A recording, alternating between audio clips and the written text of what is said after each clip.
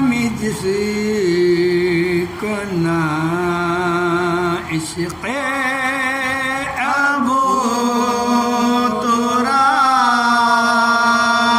ملے سلامی جس کو نا عشق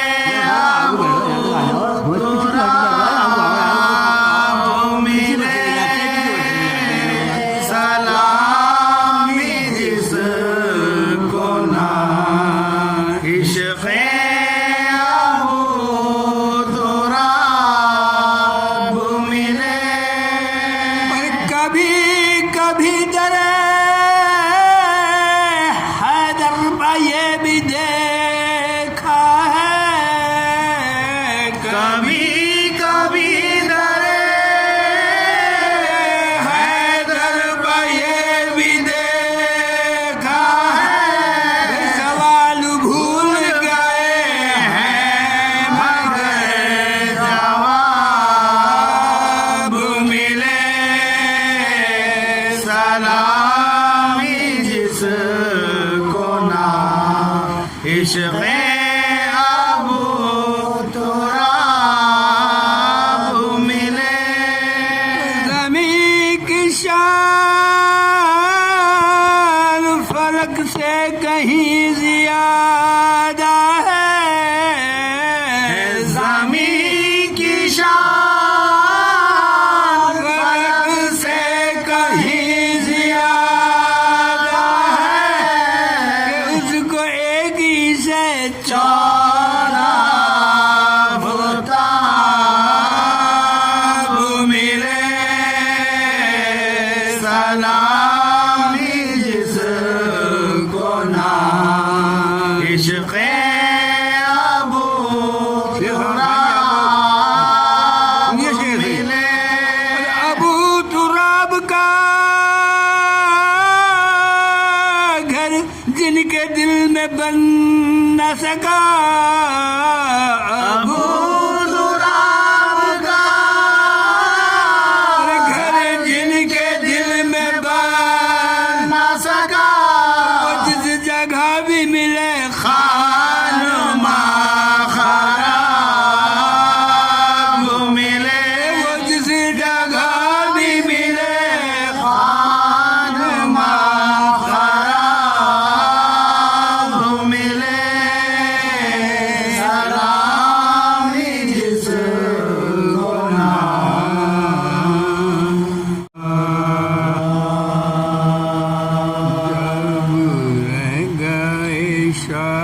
شبیر کے دو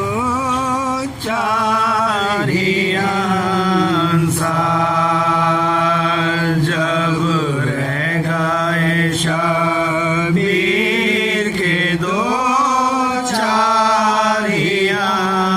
سال حسرت سے انہیں دیکھتے تھے سیاد ابرار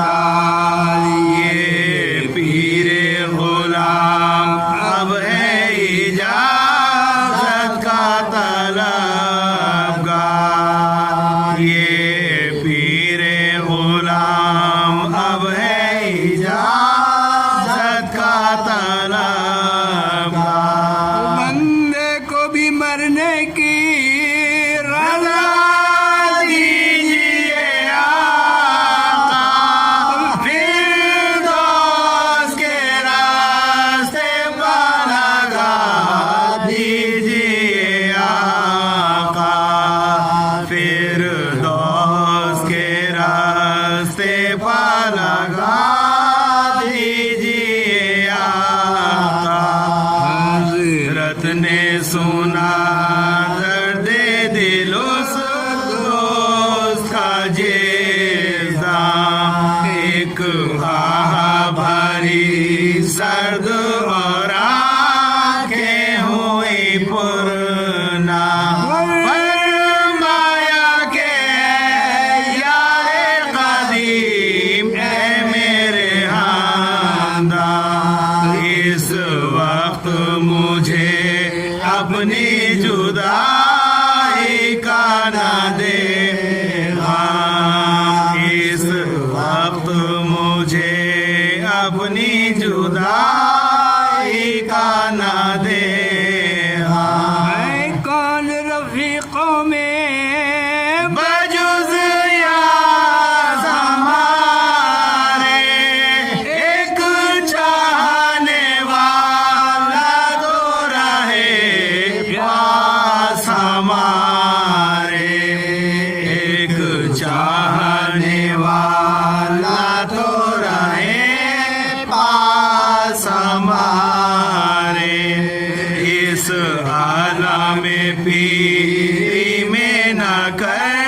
جنگ کی تدبیر راشا ہے بہت ہاتھوں میں اٹھے گی نشاشی مانندے کما غم ہے کمر حال ہے تاوی چیلے سے ملا یا بھی تو کھچنے کا نہیں تیر کیسا ہے دم حرب غشا جائے گا ران میں پانی میں نہیں ہے جو چواؤں گا دان میں پانی بھی نہیں ہے جو چواؤں گا دان میں ہے عالم دلی سے تجھے جس سے محبت وہ آج ہے دنیا میں گرا تارے مصیبت ہے یہاں سے قریب قبر شاہ ولایا جا بیٹھنا جب میں کے ملے گی تجھے راہ مشہور وہ دربار شہدا کشا ہے دنیا میں غریبوں کے لیے امن کی جا ہے دنیا میں غریبوں کے لیے امن کی جا ہے یا نہ سخن سن کے حبیب جگر کا گر کر قدم شہپائے کی عرض باتکرا قربان تیرے اے خلف حیدر کرا اس وقت کہاں جائے یہ بچپن کا نام دوست میں جانا مجھے منظور ہے آقا جانا تو ہے نزدیک نہ جب دور ہے آقا جانا تو ہے نزدیک نہ جب دور ہے آقا آقا کی صدا سن کے اسے اور جو آیا گردن کے تلے زانو شابیر کو پایا آنکھوں سے کافی پائے مبارک کو لگایا اکبر کی طرف جو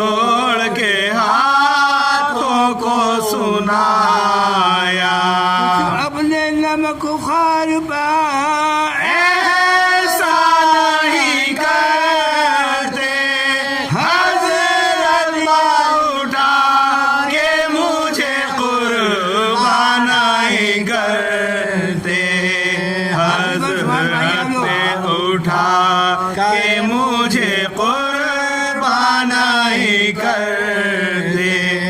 للہ میرے واسطے آنسو نہ بہاؤ شہزادہ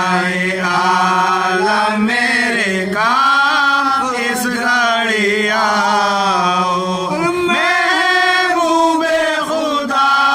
آئے ہیں خادم کو اٹھاؤ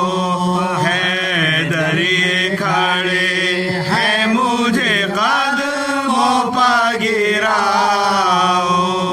حسن سبز آتی ہے مجھ کو فریاد کی زہرا کے صدا آتی ہے مجھ کو فریاد کی زہرا کی صدا آتی ہے مجھ کو جب رہ گئے شبیر کے أعوذ بالله السميع العليم من الشيطان الرجيم بسم الله الرحمن الرحيم الحمد لله رب العالمين الصلاة والسلام على أشرف الأنبياء والمرسلين خاتم النبيين سيدنا ومولانا بالقاسم المحمد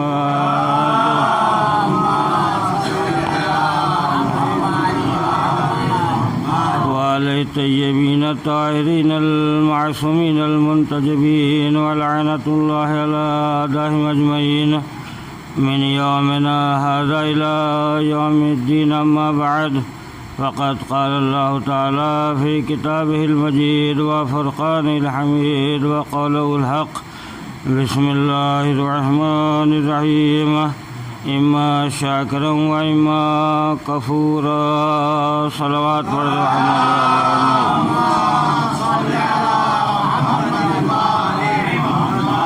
اذان محترم پروردگار عالم سورہ دہر میں ارشاد فرماتا ہے کہ ہم نے انسان کو خلق کیا اور خلق کرنے کے بعد اس کو دیکھنے اور سننے والا بنایا۔ اب اسے اختیار ہے چاہے وہ شاکر بندہ بن جائے یا کفران نعمت کرنے لگے۔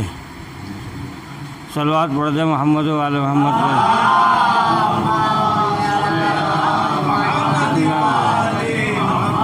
بہرحال اللہ سورہ دہر میں ارشاد فرماتا ہے کہ انسان اب تجھے اختیار ہے، چاہے تو نعمتوں پر شکر ادا کرنے والا بن جا یا نعمتوں کا کفر اور اختیار کرنے والا بن جا، یعنی کفران نعمت کرنے لگ۔ عزیزان محترم، بہرحال ایک دو باتیں آپ کی خدمت میں اس میں ذیل میں۔ اب جو صاحب عقل ہوتے ہیں، جو صاحب فہم ہوتے ہیں، وہ اللہ اور رسول کی ہر بات کا اقرار کر لیا کرتے ہیں، اور جو صاحب ادراک اور غور و فکر کرنے والے نہیں ہوتے، اگر ان کے سامنے کوئی حق بات بھی پیش کی جائے تو جلدی قبول نہیں کرتے ہیں۔ تو اللہ نے سب سے پہلے انسان کو، اس لیے انسان کو جو کہا جاتا ہے اشرف المخلوقات، انسان کو اس لیے کہا جاتا ہے اس لیے کہ اسے صاحب شعور بنایا، اسے صاحب عقل بنایا، اس لیے کہ جمادات، حیوانات، یہ جتنی بھی چیزیں ہیں ان میں کوئی شعور نہیں ہوتا، چاہے وہ پتھر ہیں، حیوانات ہیں، تو ان میں، لیکن حضرت انسان جو ہے اس میں باشعور ہے اور صاحب عقل بھی ہے، صاحب فہم بھی ہے، اس لیے اللہ نے اسے اشرف المخلوقات بنایا۔ لیکن جب اللہ جناب آدم اس زمین پر آئے اور آنے کے بعد زمین پر گھوم پھرتے رہے، چلتے رہے، تو اللہ نے جناب جبرائیل کو بھیجا، اور بھیجنے کے بعد کہ جاؤ جناب آدم کے پاس جاؤ اور 3 چیزیں لے کر بھیجا۔ جناب آدم کے پاس 3 چیزیں لے کر بھیجا کہ عقل، حیا، دین، ان 3 چیزوں کو لے کر بھیجا جبرائیل کو پروردگار عالم نے، اور کہ جاؤ جناب آدم کے پاس جاؤ اور کہنا جناب آدم سے کہ ان 3 چیزوں میں سے ایک چیز کو آپ کو انتخاب کرنا ہے، یعنی عقل، حیا، دین میں سے 3 چیزوں کا انتخاب کرنا ہے، ان 3 چیزوں میں سے ایک چیز کو لینا ہے۔ جبرائیل آئے اور آنے کے بعد جناب آدم سے کہا کہ اللہ نے آپ کے پاس مجھے بھیجا ان 3 چیزوں کو لے کر، اور ان 3 چیزوں میں سے ایک چیز کو آپ کو لینا ہے، آپ کو اختیار ہے، ان میں سے کوئی چیز بھی آپ لے لیجئے۔ تو جناب آدم نے عقل کو چنا کہ مجھے عقل چاہیے۔ تو ایک مرتبہ جب عقل کو چن لیا تو جناب جبرائیل نے کہا دین اور حیا سے کہ اب تم جاؤ اور واپس ہو جاؤ، پروردگار عالم کی بارگاہ میں چلے جاؤ۔ اب چاہے کفران نعمت کرے انسان اور چاہے شکر کرنے لگے، لیکن پروردگار عالم کی آواز آتی ہے کہ اگر دیکھو تم میرا شکر ادا کرو گے تو میں تمہاری نعمتوں میں اضافہ کرتا چلا جاؤں گا، اور اگر تم نے کفران نعمت کیا تو تمہیں یہ بھی یاد رکھنا چاہیے کہ بے عذاب شدید، کہ میرا عذاب بہت سخت ہے۔ اس کے بعد آگے ارشاد ہوا قلیل من عبادی شکور، کہ میرے بندوں میں شکر کرنے والے بہت کم ہیں تو مگر بہت کم ایسے ہیں جو اللہ کی نعمتوں کا شکر ادا کرتے ہیں۔ اس کے بعد آواز آئی ہے پروردگار عالم جب تو نے اتنی نعمتیں ہمیں دی ہیں اور اتنی نعمتوں سے نوازا تو نے ہمیں کہ ہم نے ایسی نعمتیں تو نے دیں اور جن نعمتوں کو ہم نے تجھ سے مانگا بھی نہیں تھا، تجھ سے ہم نے طلب بھی نہیں کیا تھا، تو نے ہم سے بہت نعمتیں دیں۔ تو اللہ کے یعنی کہ انسان کی آواز تو یہی آئے گی کہ کون سی نعمتیں دیں؟ تو اللہ نے ہمیں بہت سی نعمتیں دی ہیں۔ اللہ سے ہم نے عقل نہیں مانگی تھی، اللہ نے ہمیں عقل دی ہے۔ اللہ سے ہم نے شعور نہیں مانگا تھا، اللہ نے ہمیں شعور دیا ہے۔ اللہ سے ہم نے ہاتھ پیر جیسی چیزیں نہیں مانگی تھی، لیکن اللہ نے ہمیں عنایت کیا ہے۔ اللہ سے ہم نے ہاتھوں میں حرکت نہیں مانگی تھی، لیکن اللہ نے ہمیں عنایت کیا ہے۔ اللہ سے ہم نے اپنے فکر و شعور کی طاقت نہیں مانگی تھی، لیکن اللہ نے ہمیں طاقت اور عنایت کیا ہے۔ اللہ سے ہم نے اپنے پیروں میں چلنے کی قوت نہیں مانگی تھی، لیکن اللہ نے ہمیں عنایت کیا ہے۔ اللہ سے ہم نے ماں باپ جیسی نعمت نہیں مانگی تھی، لیکن اللہ نے ہمیں عنایت کی ہے۔ اللہ سے ہم نے رشتہ دار احباب بھائی بہن یہ نہیں مانگے تھے، لیکن اللہ نے ہمیں عنایت کیا ہے۔ اتنی نعمتیں دینے کے بعد پروردگار عالم کہتا ہے ادعونی استجب لکم، اے میرے بندے اب تو مانگتا چلا جائے گا تو میں تمہیں نعمتیں دیتا چلا جاؤں گا۔ صلوات پڑھ دے محمد و آل محمد پر۔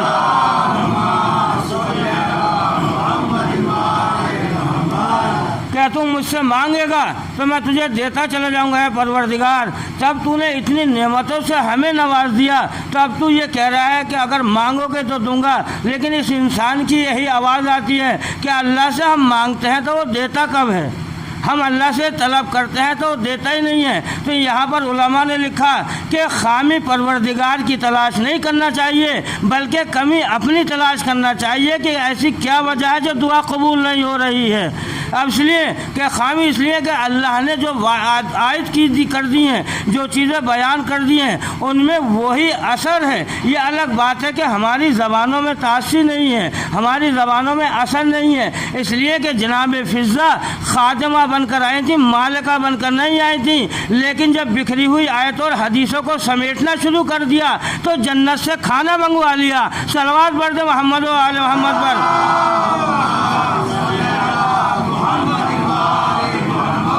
یہی تو کہتے ہیں کہ اللہ بہت بڑا ہے۔ امام حسن امام حسین پیغمبر اسلام کہ ان کے فضائل سنتے ہیں کہ ہاں ہم سنتے ہیں۔ تب جب انسان کہتا ہے ہمارا کوئی بزرگ ہمارا کوئی بھائی دین کی پابندی کرنے والا اگر کوئی یہ کہتا ہے کہ صاحب اگر یہ تمام چیزیں اللہ رسول پر آپ کا ایمان ہے اور جب یہ بڑے بھی سمجھتے ہیں آپ کو ان کا تو آپ بھی عمل کیجئے، آپ بھی عمل کیجئے، تو جواب یہ ملتا ہے کہ صاحب کہاں معصومین رہے اور کہاں ہم رہے، کہاں معصومین کا عمل اور کہاں ہمارا عمل، ہم ان کی برابری نہیں کر سکتے۔ اور یہ حقیقت بھی ہے، ہم معصومین کی برابری نہیں کر سکتے مگر تعصی کر سکتے ہیں،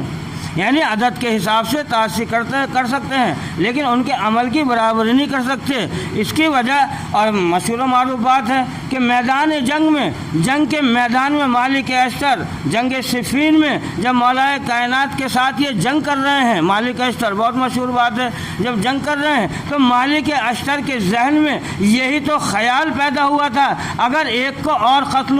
قتل کر دوں تو میں علی کے برابر ہو جاؤں گا، یہی ذہن میں آیا کہ میں اگر ایک کو اور قتل کر دوں علی کے برابر ہو جاؤں گا۔ فوراً مولا کائنات قریب آئے، وہ بڑھتی ہوئی تحریر کو پڑھا، پڑھنے کے بعد کہا اے مالک اشتر تم کیا سوچ رہے ہو؟ کہا مولا میں یہ سوچ رہا ہوں کہ اگر ایک کو اور قتل کر دوں تو آپ کی برابر ہو جاؤں گا۔ تو مولا نے اسے کافر نہیں کہا، مولا نے کافر نہیں کہا، بلکہ کہا ہاں مالک اشتر برابر تو ہو سکتے ہو، مگر ہماری تلوار جب چلتی ہے تو نسلوں کا جائزہ لے کر چلتی ہے، لیکن جب تمہاری تلوار چلتی ہے تو بغیر نسلوں کا جائزہ لے کر چلتی ہے۔ تم میں اور ہم میں فرق یہی ہے، جو تمہارے سامنے آیا تم اسے قتل کرتے چلے جاتے ہو۔ صلوات پڑھ دے محمد و آل محمد پر۔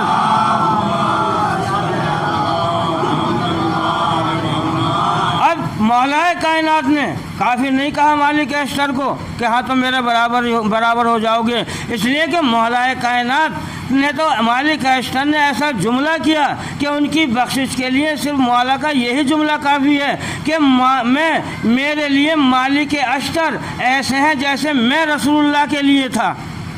کہ مالک اشتر میرے لیے ایسے ہیں جیسے میں رسول اللہ کے لیے تھا۔ لیکن مولا کائنات نے کافر نہیں کہا، تو مولا کائنات نے یہ واضح کر دیا اے ہمارے چاہنے والوں کہ دیکھو تم جو ہم نے عمل کیا ہے اس پر تم عمل کرتے چلے جاؤ، یہ الگ بات ہے تمہارے اور ہمارے خلوص میں فرق ظاہر ہو جائے گا، لیکن عدد کی گنتی شمار ہوتی چلی جائے گی، اس لیے کہ صبح کی 2 رکعت نماز تمہارے اوپر بھی واجب ہے، ہمارے اوپر بھی واجب تھی، ظہر کی 4 رکعت نماز ہمارے اوپر بھی واجب، تمہارے اوپر بھی واجب تھی، مغرب عشاء کی رکعت نماز، اسی طریقے سے ماہ رمضان کے روزے جتنے ہمارے اوپر واجب اتنے ہی تمہارے اوپر واجب، لیکن ہمارے خلوص میں تمہارے خلوص میں فرق ہے، ہمارا خلوص ہے، تمہارا خشوع ہے، ہمارا خشوع ہے، یعنی ہماری عبادتوں کا عالم یہ ہے کہ اگر ہماری نماز میں مچھر بھی کاٹ لیتا ہے تو علم ہو جاتا ہے کہ مچھر نے کاٹ لیا، لیکن معصومین کی عبادت وہ ہے کہ پیر سے تیر نکال لیا جاتا ہے پتہ بھی نہیں چلتا۔ صلوات پڑھ دے محمد و آل محمد پر۔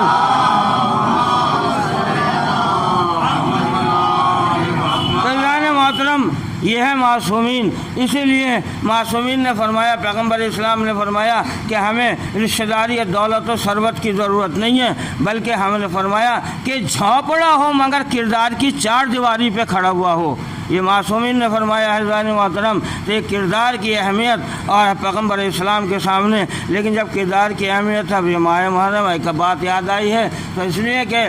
ہر انسان کی، جتنے بھی امام صلی اللہ علیہ وسلم کے چاہنے والے ہیں اور شیعان آل محمد ہیں، ہر انسان کی تمنا یہ آرزو ہوتی ہے جب کوئی مہمان آتا ہے کسی گھر میں بھی، ہر ایک کا دستور طریقہ یہ ہوتا ہے اپنی اپنی حیثیت سے، اپنی اپنی استطاعت سے یہ اہتمام عام مہمان کے لیے بڑا اہتمام کرتا ہے کہ بھئی یہ بھی چیز کھانے میں بنائی جائے، فلاں چیز بھی کھانے میں بنائی جائے، کہ کون صاحب آپ کے یہاں آنے کے فلاں صاحب ہمارے یہاں آنے والے ہیں، ایک مہمان آنے والے ہیں، تو ہم بڑا اہتمام کرتے ہیں جس میں صفائی کا بھی خیال رکھا جاتا ہے، بستر وغیرہ کا بھی خیال رکھا جاتا ہے، کھانے کا بھی اہتمام کیا جاتا ہے۔ لیکن یہ تو عام انسانوں کا عالم ہے کہ جب ہم عام انسانوں کے لیے اہتمام اتنا کرتے ہیں تو جن سے ہم وابستہ ہیں، جن عظیم ہستیوں سے ہم وابستہ ہیں، یعنی آل محمد سے ہمارا تعلق ہے، جب ہماری آرزو اور یہ تمنا ہے کہ ہم دنیا سے رخصت ہونے کے بعد آل محمد ہماری قبر میں آ جائیں، تو اب بتائیے کہ اب ہمارا عمل کیسا ہونا چاہیے؟ یعنی علامہ دستغیب شیرازی نے یہی تو کہا کہ جب شیعان حیدر کرار کی تمنائیں آرزو یہ ہیں کہ آل محمد ہماری قبر میں آئیں تو کم سے کم ہمارے اعمال ایسے ہونے چاہیے کہ وہ قبر میں آنے کے لائق ہوں۔ صلوات پڑھ دے محمد و آل محمد پر۔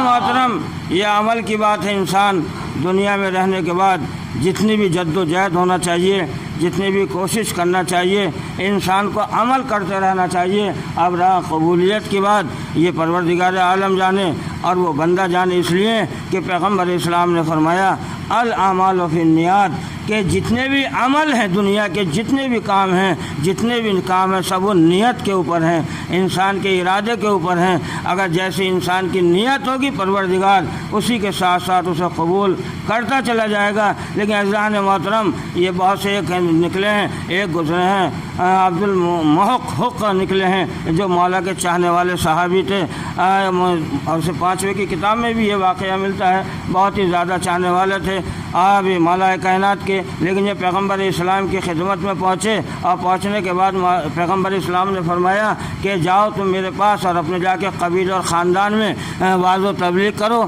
اور ایک وقت آئے گا کہ جب تمہیں مولا کے حضرت علی بن ابی طالب کے لیے ضرورت ہوگی اور تم علی کے دشمن میں شامل ہو جاؤ گے۔ اور اس کے بعد یہ پیغمبر اسلام کا ایک قافلہ آیا، جب قافلہ آیا اور آنے کے بعد اسے پیشین گوئی دی کہ دیکھو فلاں راستے میں ایک صحابی ہے، میرا چاہنے والا ہے، میرا دوست ہے، اور دیکھو اے قافلے والو تم راستہ بھٹک جاؤ گے اور اس چوراہے پہ جا کے راستہ معلوم کرو گے، ایک انسان ملے گا تمہیں، اور جب وہ انسان ملے گا تو تم اس سے راستہ معلوم کرو گے، لیکن راستہ نہیں بتائے گا، مگر پہلے وہ یہ کہے گا کھانا کھا لیجئے، اور جب تم کھانا کھاؤ گے اس کے بعد تمہیں راستہ بتا دے گا۔ اب یہ جب قافلہ چلا وہاں راستہ گم کیا، یعنی بھول گئے، اس کے بعد وہ پیغمبر کا چاہنے والا ملا، اس نے اس سے راستہ معلوم کیا، پھر اس نے کہا کہ آپ کھانا کھائیے، اس لیے پیغمبر اسلام پہلے ہی فرما چکے تھے اس بات کو، کھانا کھایا، راستہ بتایا۔ اس کے بعد جب راستہ بتانے کے بعد ایک مرتبہ اس نے کہا کہ یہ بتائیے جو پیغمبر اسلام نے سلام کہلایا تھا مجھے سلام کیوں نہیں کہلوایا؟ آپ نے پیغمبر اسلام کا سلام مجھ تک نہیں پہنچایا۔ کہا کہ ہم بھول گئے تھے، اس لیے کہا ٹھیک ہے بھول گئے۔ اس نے راستہ بتایا۔ جب یہ مولا کائنات کی خدمت میں آیا اور آنے کے بعد کہا مولا کائنات نے کہ اگر آپ مجھے یہ حکم دیں کہ تلوار لے کر پہاڑوں کو چکنا چور کر دے تو میں پہاڑوں کو پتھروں کو چکنا چور کر دوں گا۔ اس کے بعد ایک چاہنے والا آیا کہ مولا آپ کو یہ بات آئی ہے تو میں عرض کیے دیتا ہوں، اس لیے مشہور و معروف بات ہے۔ تو اس لیے کہ سہیل خراسانی جب آئے تھے تو چھٹے امام کی خدمت میں، اور آنے کے بعد کہا تھا کہ مولا آپ کے تو ایران میں بہت زیادہ چاہنے والے ہیں، آپ تیار ہو جائیے اور اپنا حق لے لیجئے۔ تو ایک مرتبہ کہا کہ کون ہے ہمارا چاہنے والا؟ کہ ہم بہت زیادہ چاہنے والے ہیں۔ تو ایک مرتبہ امام نے فرمایا تندور جو روشن ہے اس میں کود جاؤ، اس میں کود جائے، تندور جل رہا ہے اس میں کود جائیے۔ ایک مرتبہ کہا مولا آپ تو مجھے جلانا چاہتے ہیں، ایک آدمی کو کم کرنا چاہتے ہیں۔ پھر وہ دوسرا واقعہ کہ اتنے میں ہی سفر سے ہارون مکی آ گئے، فوراً حاضر ہوئے ہارون مکی۔ اور جیسے اس لیے کہ ہارون مکی کا دستور طریقہ یہ تھا کہ جب وطن سے جاتے تھے تب مولا کی زیارت کر کے جاتے تھے، اور جب وطن میں داخل ہوتے تھے تب مولا کی زیارت کر کے تب گھر پر جاتے تھے۔ فوراً ہارون مکی آئے اور آنے کے بعد مولا نے دیکھا کہ ہارون مکی تندور میں کود جاؤ۔ اب ہارون مکی نے چوں چرا نہیں کیا، فوراً کود گئے، اور کودنے کے بعد اس کو ڈھک دیا۔ ڈھکنے کے بعد جب کافی دیر ہو گئی، کودا تو ہارون مکی تھے مگر بےچین و پریشان یہ تھا کہ مولا اب تو کافی دیر ہو گئی، اب تو جل گیا ہوگا، اب کیا عالم ہوگا، اب اسے دیکھ تو لیجئے۔ اب جب تندور کو کھولا گیا تو ہارون مکی قرآن مجید کی تلاوت کر رہے ہیں، اور آگ جو ہے وہ گلزار بن گئی ہے کہ دیکھ اگر خراسان میں اگر تیرے پاس جن کا تو دعویٰ کر رہا ہے اگر ایسے چاہنے والے ہوں تو بتا، ایسے چاہنے والے ہوں تو بتا، تو جیسے چاہنے والے ہمیں درکار نہیں ہیں۔ تو معلوم یہ ہوا کہ جو مولا کا چاہنے، مولا کو بھی ان کی ضرورت ہے جو دل اور جان سے مولا کے چاہنے والے ہوا کرتے ہیں۔ ایک صلوات پڑھ دے محمد و آل محمد پر۔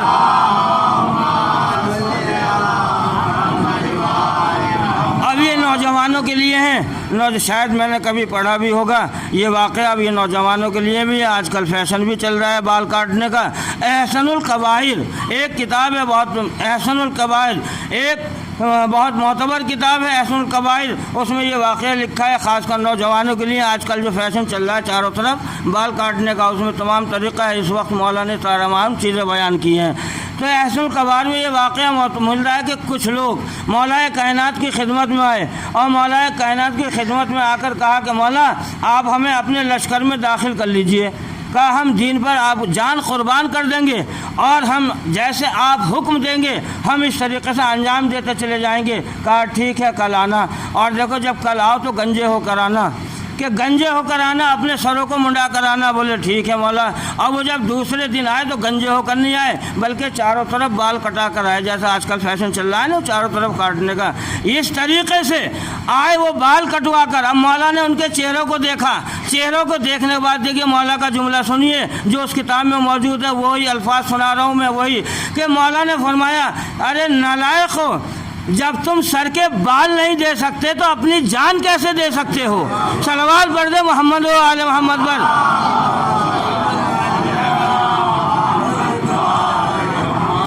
محترم جو بے جان چیز مولا کے حکم سے نہ دے سکے تو وہ اپنی جان کو کیسے مولا پر قربان کر سکتا ہے؟ مولا کو زبانی دعوے دار نہیں چاہیے بلکہ مولا کو عمل کرنے والے چاہیے، جبھی تو امام زمانہ کا ظہور ہوگا۔ تو 313 ہوں گے آپ کے ساتھ میں جو مومن و متقی ہوں گے۔ ایک صلوات پڑھ دے محمد و آل محمد پر۔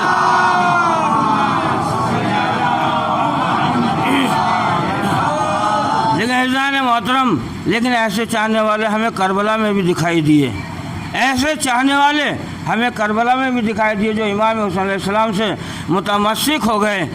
اور اس لیے کہ معرفت جن کو مل جاتی ہے، جو صاحب شعور تھے، عقل مند تھے اور غور و فکر کرنے والے تھے، اور یہ سوچتے تھے چاہے وہ کسی بھی مذہب کے ہوں، لیکن سب جو یہ سوچتے تھے کہ حق جو ہے صرف آل محمد کی طرف ہے، پیغمبر اسلام نے جو پیغام لے کر آئے وہ حق ہے، اس کے بعد جو مولا کائنات کے یہ حق ہے، اور امام حسین امام حسن کے یہ حق ہے تمام۔ لیکن عزاداران مظلوم کربلا، ایک مسافر کے کچھ مصائب کا چند جملے آپ کی خدمت میں پیش کرنا چاہتا ہوں، اس لیے کہ وہ بھی جو آپ نے شادی کر آ رہا تھا، جو شیعہ نہیں تھا، نہ سنی تھا، نہ وہابی تھا، نہ دیوبندی یعنی مسلمان بھی نہیں تھا بلکہ عیسائی تھا، بلکہ عیسائیت سے تعلق رکھتا تھا۔ جب وہ اور اس کی ماں اور یہ خود 3 تھے، اور یہ شادی کر آ رہے تھے، یعنی اپنے بیٹے کی شادی کر آ رہی تھی، راستے میں آ رہے تھے، گرمی کا زمانہ تھا، لو چل رہی تھی، تو ایک مرتبہ اس کے وہب کی ماں نے، تاریخ نے وہب لکھا کہ جو عیسائیت کے مذہب پر تھا، اور اس کے وہب کی ماں نے کہا بیٹا جا کر معلوم تو کرو یہ قافلہ کدھر جا رہا ہے، کون ہے، ایسی دھوپ میں اور ایسی لو میں اور اس قدر گرمی ہو رہی ہے، اور اس قافلے کے ساتھ تو چھوٹے چھوٹے بچے بھی ہیں، آخر ماجرا کیا ہے، آخر کیا وجہ ہے؟ تو ایک مرتبہ وہب گئے، ماں کے حکم سے جب پہنچنے کے بعد سوال کیا، امام کی خدمت میں پہنچے، امام نے فرمایا کہ میں رسول کا نواسا، فاطمہ کا لخت جگر، علی کا بیٹا امام حسین ابن علی ہوں۔ لیکن عزاداران مظلوم کربلا، یہ پیغام آ کر وہب نے اپنی ماں کو دیا کہ ماں یہ مسلمانوں کے نبی کا نواسا ہے، اور جناب فاطمہ زہرا کا بیٹا ہے، اور یہ کربلا جا رہے ہیں جنگ کرنے کے لیے، دین کو بچانے کے لیے، دین کی حفاظت کے لیے، جنگ کرنے نہیں بلکہ دین کی حفاظت کے لیے، دین کو بچانے کے لیے جا رہے ہیں۔ تو ایک مرتبہ وہب کی ماں کہتی ہے اے بیٹا اب ہمارا سفر ختم ہو گیا، ہمارا سفر ختم ہو گیا، اب ہم گھر نہیں جائیں گے بلکہ ہم اسی قافلے کے ساتھ جائیں گے۔ جب یہ اپنے دین پر اس کا جو مسلمانوں نے جب اس پر اس کا احترام نہیں کیا تو اب دنیا میں کوئی اس سے بڑا عزت دار نہیں ہے، اس سے تو بہت بڑا عظیم ہے۔ جب دنیا نے اس کا ہی احترام نہیں کیا تو پھر کس کا احترام کرے گی؟ اب ہمارا سفر، پہلا قافلہ 3 آدمیوں کی شکل میں اور دوسرا قافلہ زہیر ابن قین کا،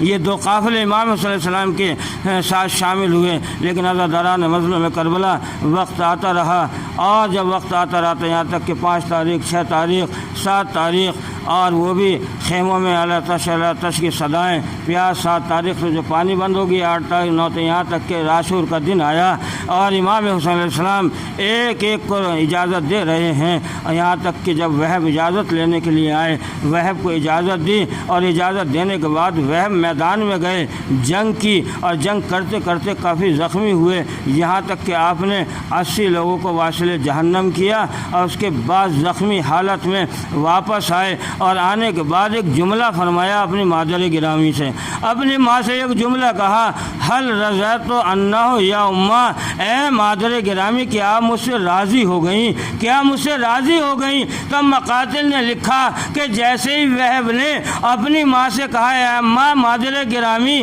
کیا آپ مجھ سے راضی ہو گئیں، تو وہب کی ماں نے فوراً اپنے چہرے کو موڑ لیا اور موڑ کر کہا میں نے تجھے میدان میں زندہ آنے کے لیے نہیں بھیجا تھا، میں نے تو حسین پر شہید ہونے کے لیے بھیجا تھا، اب تو واپس کیوں آیا ہے؟ جب تک تو شہید نہیں ہو جائے گا، حسین پر اپنی جان قربان نہیں کر دے گا، جب تک میں تجھ سے راضی نہیں ہوں گی۔ کہا ہاں مادر گرامی۔ ابھی وہ دوبارہ سے میدان میں چلے، عزاداران مظلوم کربلا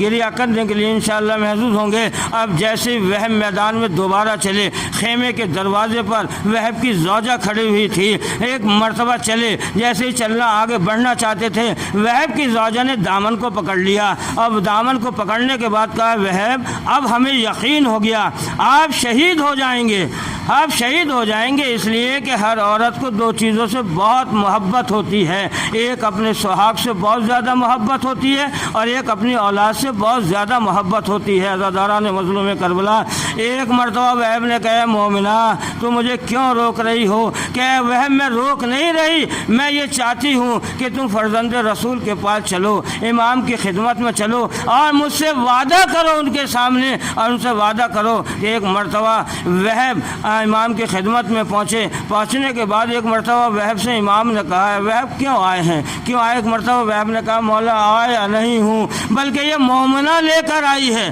یہ مومنہ لے کر آئی ہے۔ کہا کیوں لے کر آئی ہے؟ تو ایک مرتبہ مومنہ نے کہا میں یہ چاہتی ہوں کہ یہ وہب یہ وعدہ کریں کہ میرے بغیر جنت میں داخل نہ ہوں، میرے بغیر جنت میں داخل نہ ہوں۔ ایک مرتبہ امام نے فرمایا ہے مومنہ حسین یہ وعدہ کرتا ہے کہ تیرے بغیر وہب جنت میں داخل نہیں ہوں گے، حسین اس بات کی ضمانت لیتا ہے۔ اور اگر دوسری بات کیا ہے کہ دوسری بات یہ ہے، دوسری وجہ یہ ہے کہ مولا آپ مجھے سیدانیوں کے خیمے میں جانے کی اجازت دے دیجئے۔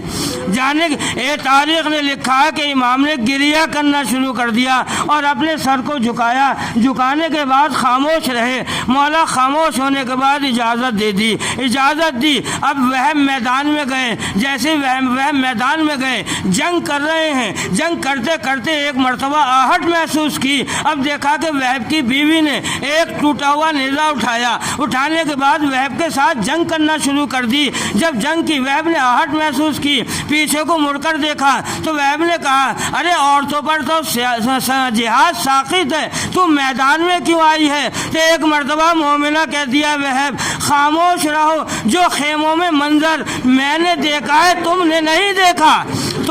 دیکھا، اگر اس لیے کہ اگر خیموں میں تم بھی ہوتے تو تم بھی برداشت نہ کرتے۔ ایک مرتبہ وہب نے کہا اے مومنہ یہ بتا کہ تو نے کیا منظر دیکھا ہے؟ کہ میں نے منظر دیکھا کہ امام ایک کرسی پر تشریف فرما ہے اور ایک مرتبہ آسمان کی طرف سر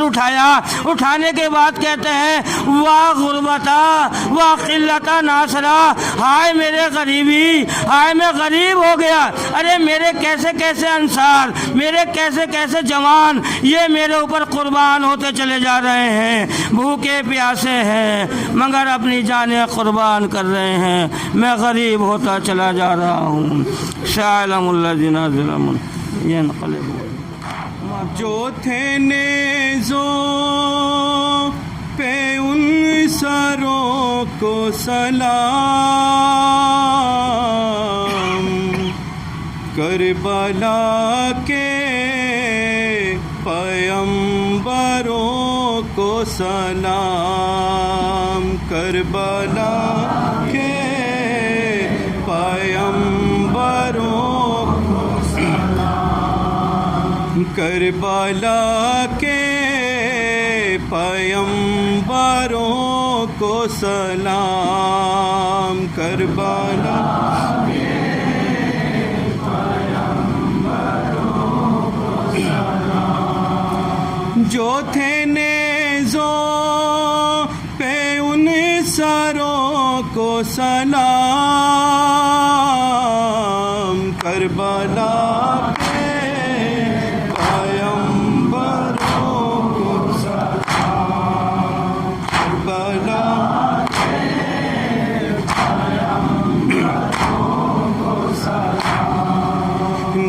نوجوانوں پہ شیر خواروں پر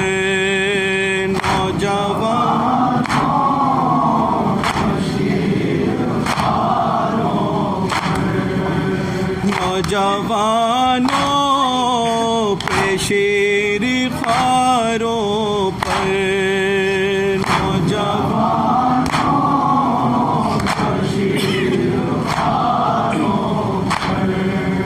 فاطمہ کے دلاوروں کو سلام کربلا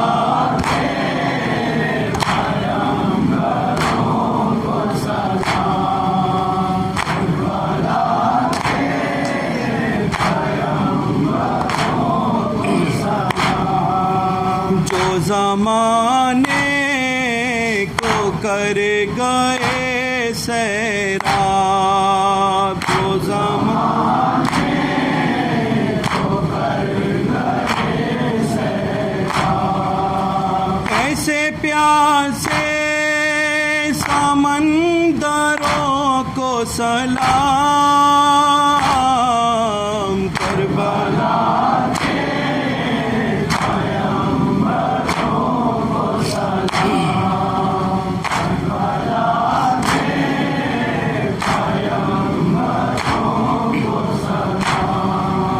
جل رہے تھے جو شام عاشورا جل رہے تھے جو شام عاشورا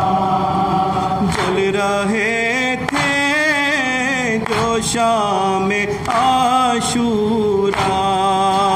جل رہے سلام کربلا کے پیغمبروں کو سلام کربلا کے پیغمبروں کو سلام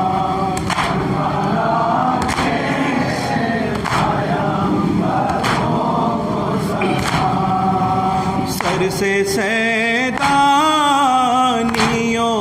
کے جو اتری سر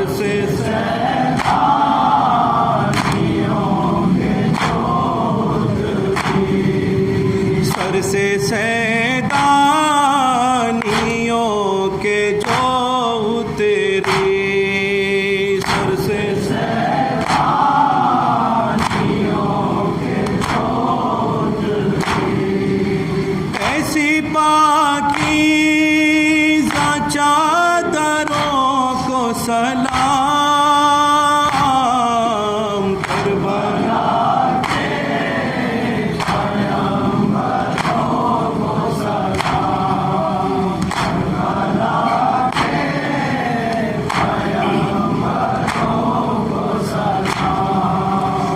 کے پیروں سے خون ٹپکتا تھا جن کے پیروں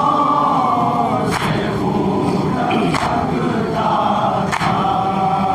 ان اسیروں کو رہبروں کو سلام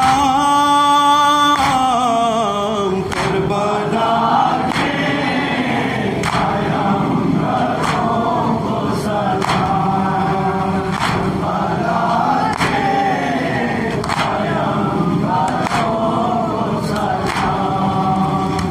جو دنیا سے اٹھ گئے تو نذیر ہم جو دنیا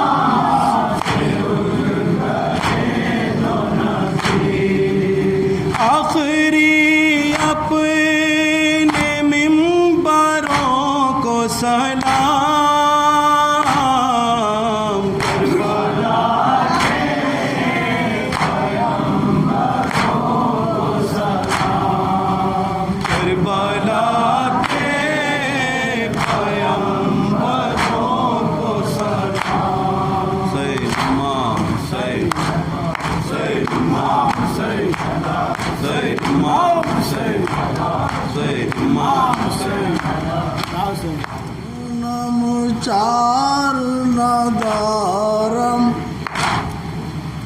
کہ حسین کفن ندارم شکنم چار ندارم کہ حسین کفن ندارم چکنم چار ندارم کہ حسین کفن ندارم شکنم چار ندارم کہ حسین کفن ندارم علی اکبر جوانم ہوس وطن ندارم شکنم چار ندارم کہ حسین کفن ندارم علی اصغر صغیرم بلبش لمن ندارم شکنم چار ندارم کہ حسین کفن ندارم یہ فرش زمیں کیا ہے جب عرش پہ رونا ہے یہ فرش زمیں کیا ہے جب عرش پہ رونا ہے یہ فرش زمیں کیا ہے جب عرش پہ رونا ہے یہ فرش زمیں کیا ہے جب عرش پہ رونا ہے فرزند پیمبر ہے تیروں کا بچھونا ہے تیروں کا بچھونا ہے یہ فرش زمیں کیا ہے جب فرش پہ رونا ہے اصغر نے کہا آداب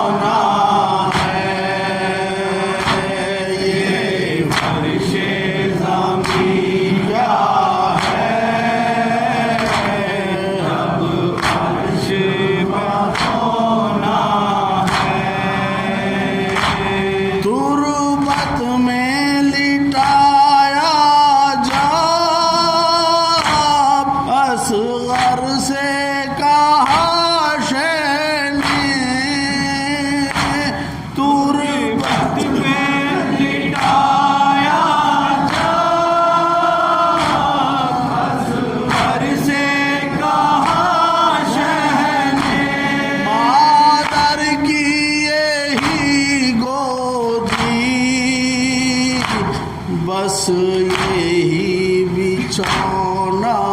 ہے، بس یہی بچھونا ہے، یہ فرش زمین کیا ہے، جب عرش پر ہونا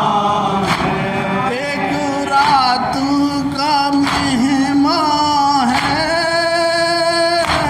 یہ قاصی میں نوشاد ایک رات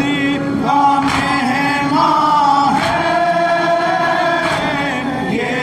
قاصی میں نوشاد عصمت نے کہا بڑھ کر کیا